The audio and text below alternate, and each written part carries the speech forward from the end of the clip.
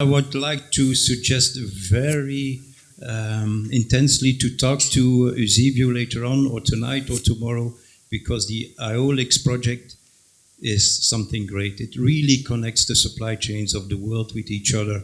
And he forgot to tell that it's only just the beginning. There's already another couple of projects on the shelf that they even take it one step further, or two steps further. My presentation got lost somewhere in the cloud. They are trying to recover it, so I'll do it from the top of my head for the time being. What I try to do is tell you a bit about who I am, where I come from, how I ended up in Brussels, so between the European institutions, why I did that, what keeps me busy during the day and even during the night, and hopefully you can pick up some things about that for whatever you do in your professional and private life. So, His Majesty is gone, but the two of us have something in common. Although you don't see it, I'm also born in Africa, and I never made it back to there yet. So I worked for 30 years in the industry for a multinational company, so working on multinational supply chains. And through that, the roles I had, I got in touch with an association dealing with representing the interests of shippers. Shippers being the supply chain owners or the cargo owners. Through that, I learned that negotiating between the, let's say, the manufacturer or traders of goods and the service providers is one thing, it's an important thing, but most of what can be done between those two parties is regulated by government. So moving to a situation where you can influence regulation was an eye-opener to me, and I decided to move my career a bit in that direction. So meanwhile, see how this goes. Yeah. So after 30 years of in the industry, I changed the role. I moved to the European Shippers Council. Shippers, to be understood here as those who own the cargo. And I went there to the association European Shippers Council. I did that for 5 years, and then since January I moved to the other side of the table, being the people representing the inland waterways, inland navigations. I'm pretty sure that in Martinique this does not exist, but those who know a bit about Europe, then the Rhine River or the Danube River are really important rivers in terms of transporting goods from the different major ports in Europe into the hinterland. So that's a bit about me. So my background, mainly transport, and my career is longer than any PC in any company. So I know a bit I saw digitalization coming, although I'm not an IT guy, but I saw what it could be done, what it could be used for in supply chains. So what keeps Brussels, or the Brussels bubble, or the European institutions and all the associations that float around it busy these days, is that the current transport system, take it in Europe or take it around the globe, is getting under enormous pressure. That means not enough people to work in logistics. In the Netherlands, which is a small country, I've been told that in the next few years, about 2,500 truck drivers will be needed, and they are nowhere to be found. There's the climate change, that it's a hot topic. There's congestion. There's not the efficient use of all the assets that are on the road or on the rivers. So all that needs to be changed. And for the European institutions, European Commission, European Parliament, this is very clear that changes are needed.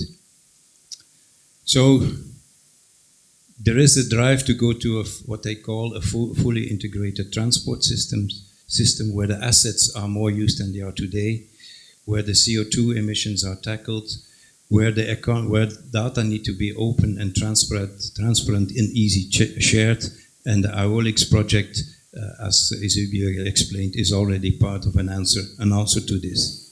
So it's the task of all the associations and the institutions in Europe to work on this and to get the transport system in another direction. Why it needs to be changed? This is the famous 3P diagram. It's the people who needs more customer satisfaction, pushing on one hand. On one hand, then there's the planet that needs to be more sustainable, but there's still the profit. This needs to be balanced, and all has to be sustainable. Now, how fully integrated transport system? I guess the presentations will be shared, so I'll let you go and read it afterwards. I'm not going to read it out loud here, but you got, I think, the message: sharing assets, making the businesses open, new business models, reducing CO2. All these topics should be covered in this drive towards this system. Same here, associations have to help in this. And this is done in what they call a triple helix setting. The associations, institutions work together in this, let's say, three kind of groupings. You can call it a cluster. Policy and regulation is important. There is the market that is important. And there is an innovation part that is important. The three aspects have to work closely together and find a way to get the transport system better than it is today. Of course, these do not work in isolation. There's always a link between the market evolution and policy and regulation. Let me give you an example. Currently, there's the big debate going on maritime shipping. Probably you're aware of these alliances, big companies having 80% of the market, but not doing the services that they are supposed to do. Though that's the market part, though they have arrangement with regulations that they should perform better. So there's a link between market and regulation. So any association dealing with maritime shipping should work on these things in order to get the maritime supply chain better. Innovation, again, talk a bit about Aeolix. What this Aeolix product or project has been doing will definitely need a new part of regulation or new bit of regulation because it deals with data transparency, the privacy, data security.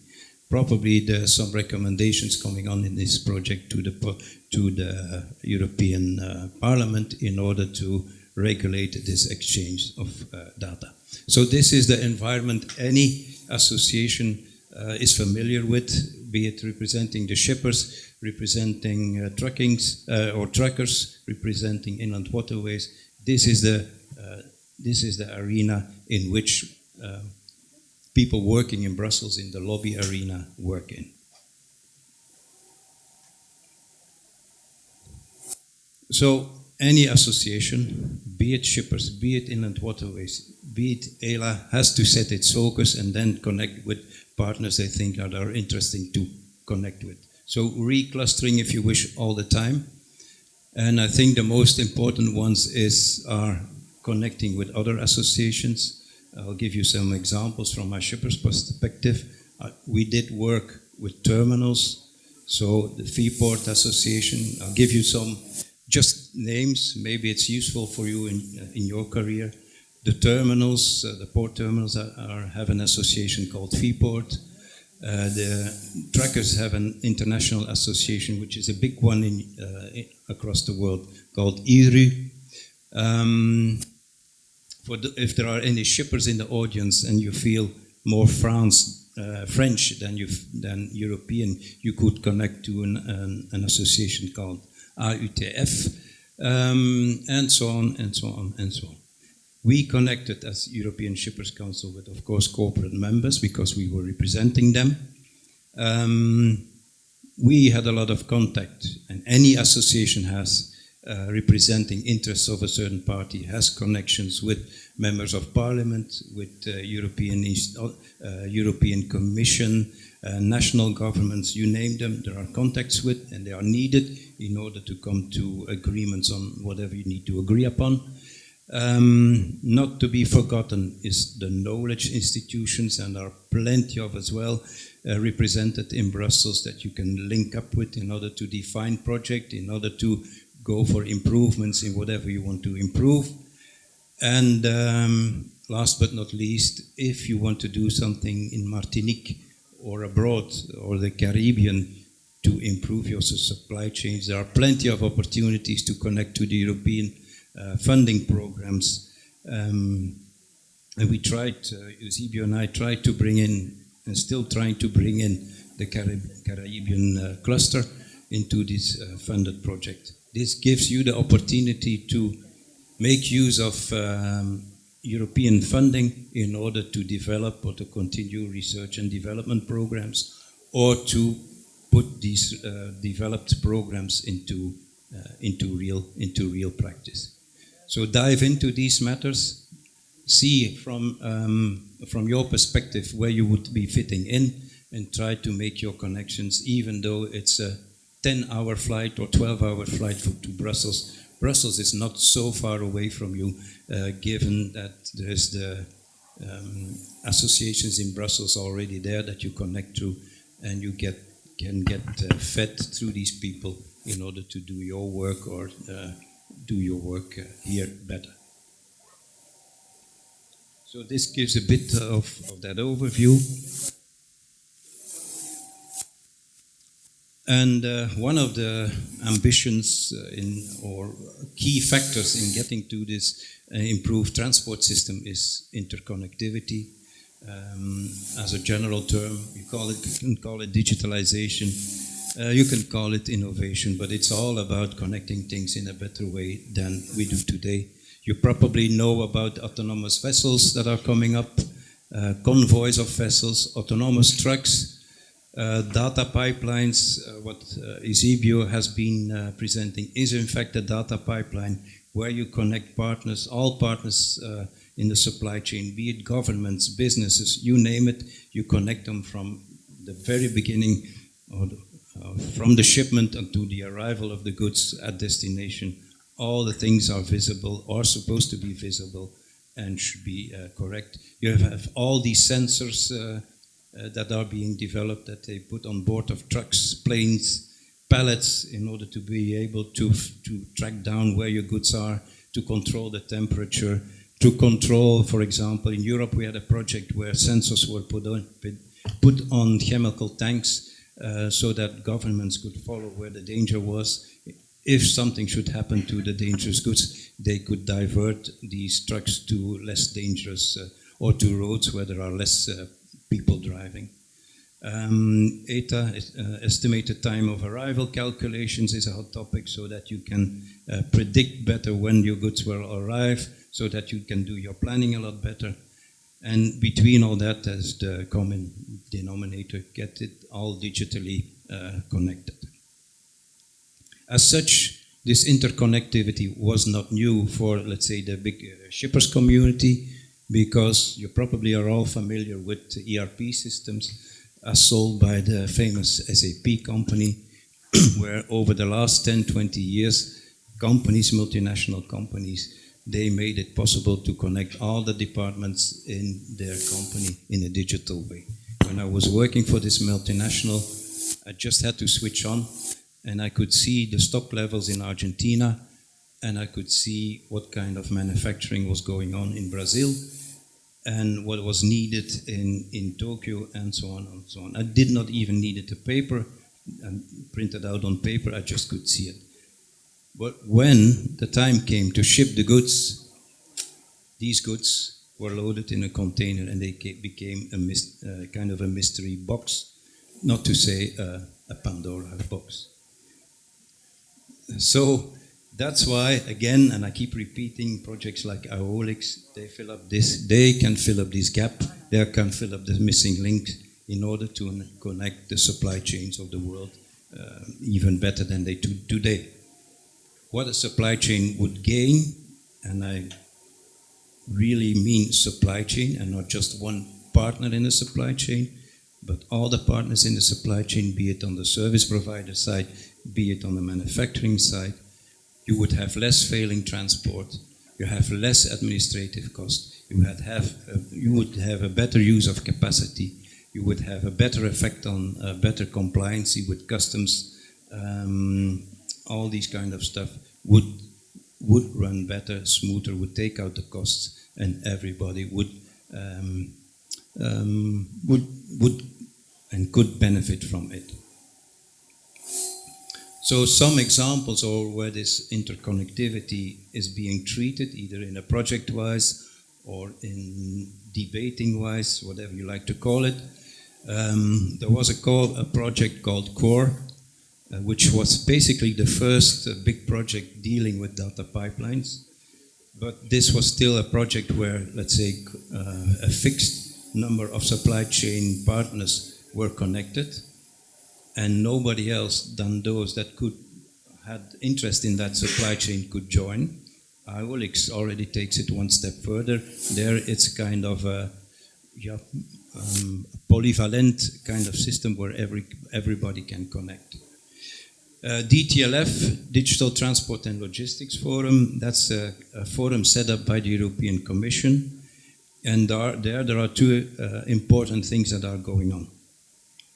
The first thing is that there's an initiative, and even further than that, a legislative proposal that's on the table in the European Parliament, meanwhile, is that we should do away with transport documents, with the paperwork, and switch it to, let's say, data sets. The legislative proposal says that any member state in Europe has to allow that partners, private partners in the supply chain, send in their data sets in an electronic way, and member states have to accept it. How to do this? Through certain platforms that need to be certified by the member states. But that would be that's the next step. And I think in a couple of years from now, most of the European member states will be ready to accept data sets rather than documents. The second important topic in that forum is what they call corridor information systems. What this group does is to try to come up with arrangements, not with legislations, but with guidelines, in order to make sure that things like IWOLIX do function in a plug-and-play mode, are trustworthy, are data privacy is secured, that the technology is easy to grasp. So in a way that these platforms work as a smartphone do. You switch from one provider to another just in a few minutes' time, and you don't feel the difficulty that could have, the things that could have gone wrong in the past, they are not there anymore. It's just easy, an overnight switch, not even that. These are the things that are covered in this subgroup. ALICE, also interesting to look at. It's an European technology platform. These are a number of platforms that are set up by the European Commission a couple of years ago, where in which the research agenda of the European Commission is determined. And ALICE stands for, and I have to read, Alliance for Logistics Innovation Through Collaboration in Europe.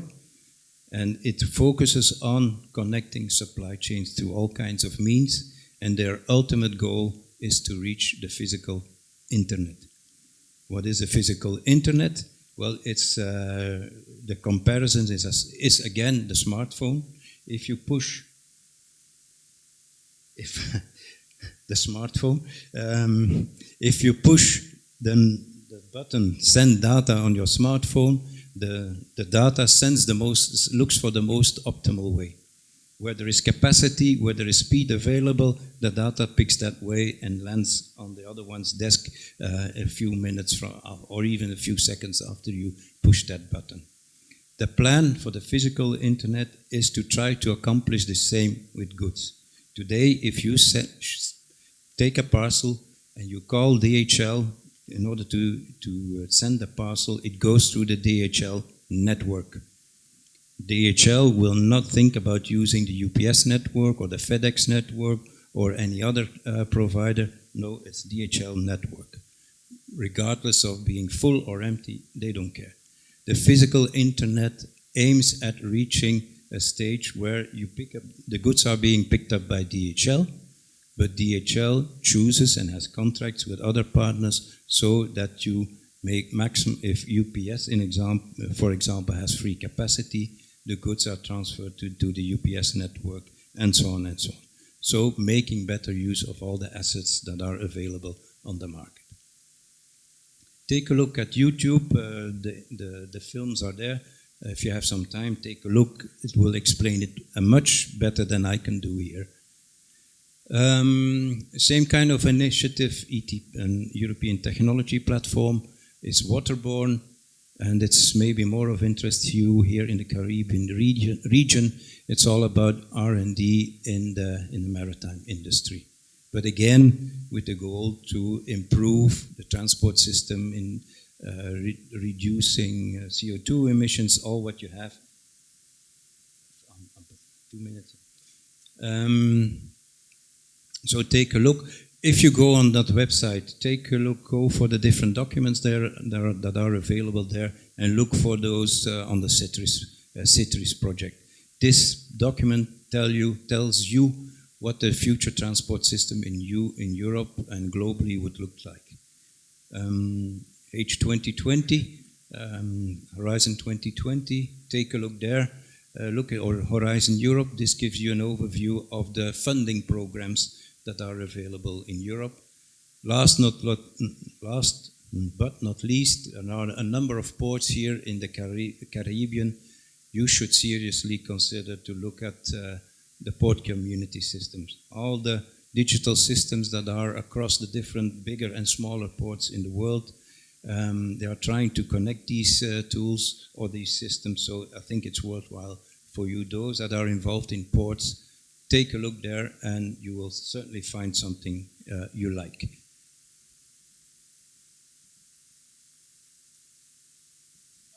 But also this connectivity, I've been talking about the digital, but there's much more, of course. There's only digital possible if you keep talking. It's still a business of human beings that try to connect. And the best example I always find to give an image of what the supply chain is this.